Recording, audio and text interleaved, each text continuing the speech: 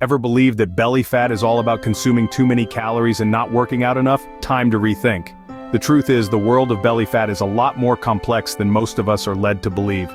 Sure, diet and exercise play a critical role, but there's more to the story. First off, let's shatter an all-too-common myth. The idea that anyone can sculpt a set of six-pack abs just by cutting calories and hitting the gym. It's not that simple. And frankly, it's not entirely accurate. Yes, these factors are important, but there's a whole host of other elements at play here. Now, you've probably heard that belly fat is unhealthy and unattractive. True, it can pose health risks. And yes, society often stigmatizes it, but let's be clear, having belly fat doesn't automatically mean you're unhealthy or unappealing. We're all built differently and beauty is subjective. Let's also dispel the notion that belly fat is solely a result of overeating. This oversimplification ignores the complex interplay of genetics, hormones, stress, and even sleep quality. You could be eating the cleanest diet and working out daily, yet still struggle to lose that stubborn fat around your midsection. What about the idea that certain exercises can target and reduce belly fat? Known as the myth of spot reduction, it's a belief that's unfortunately still alive and well in many fitness circles. But here's the thing, scientific research has repeatedly shown that you can't shed belly fat solely through AB exercises. In a nutshell, the world of belly fat is a complex landscape, filled with misconceptions and half-truths. It's not simply a matter of eating too much and moving too little. There are genetic factors, hormonal influences, and a host of other variables to consider. Now that we've debunked some myths, let's dig deeper into the lesser-known facts about belly fat. Did you know your genes play a significant role in where you accumulate fat? That's right! It's not solely about how much pizza you ate last weekend or how often you hit the gym. Your genetics significantly influence your body's fat distribution. Let's delve into some fascinating research from Uppsala University. This study involved nearly 360,000 participants and discovered some intriguing facts about how our genes govern fat distribution. It turns out that men are genetically predisposed to accumulate more fat around the abdomen, while women tend to store more fat on their hips and legs.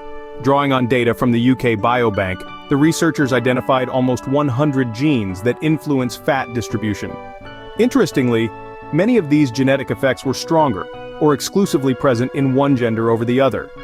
So, your gender plays a role in where your body decides to stash away those extra calories. Another study, published in the International Journal of Obesity, found a correlation between decreasing testosterone levels in men and increasing abdominal fat. As men age, their testosterone levels naturally decline, which could explain why older men often struggle with stubborn belly fat. Now, before you start blaming your genes for that extra layer around your midsection, let's remember something crucial. Yes, genetics play a role, but they are not the be-all and end-all. Even if you are more predisposed to storing fat around your midsection, it should not be an excuse to throw in the towel. Achieving a lean midsection might be a bit harder for some, but it's not impossible. You see, your body will burn off fat from the rest of the body first, and then target the midsection. So if you're noticing changes in your extremities like your hands, feet, face, arms, and legs before your belly, don't despair. You're still making progress.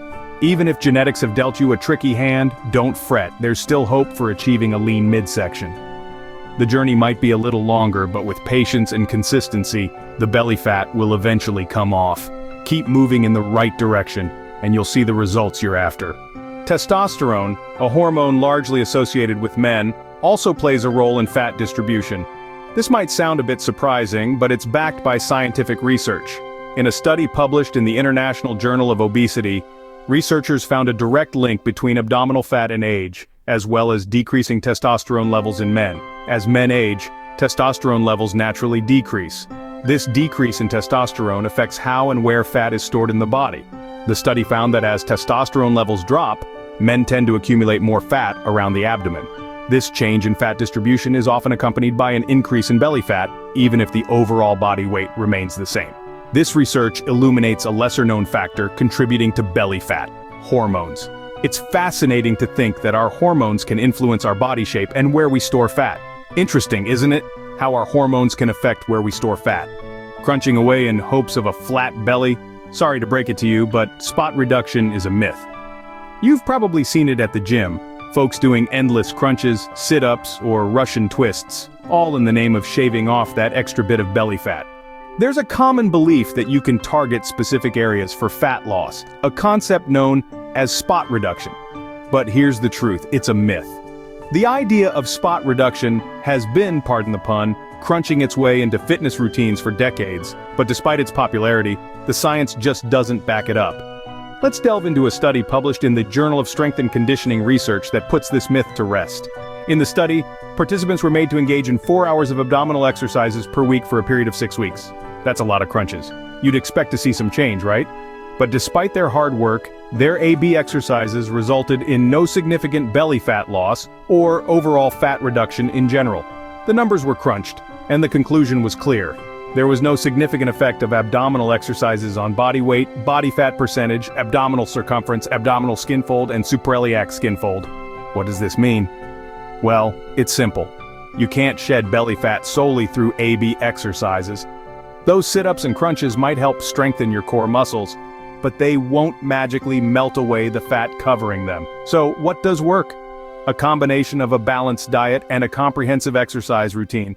This doesn't mean you should stop doing AB exercises altogether. Strengthening your core is still crucial for overall fitness, stability, and preventing injuries. But it should be part of a broader exercise regimen that includes cardio and strength training, coupled with a diet rich in whole foods. So, all those crunches alone won't help you shed your belly fat, but don't lose hope yet. There's still a path to achieving that flat belly you dream of, and we're here to guide you along that journey. Ever found yourself comparing your progress with others? Here's why you should stop. It's natural to look at others and wish for similar results, but it's essential to understand our bodies are unique. This uniqueness extends to our fat storage patterns.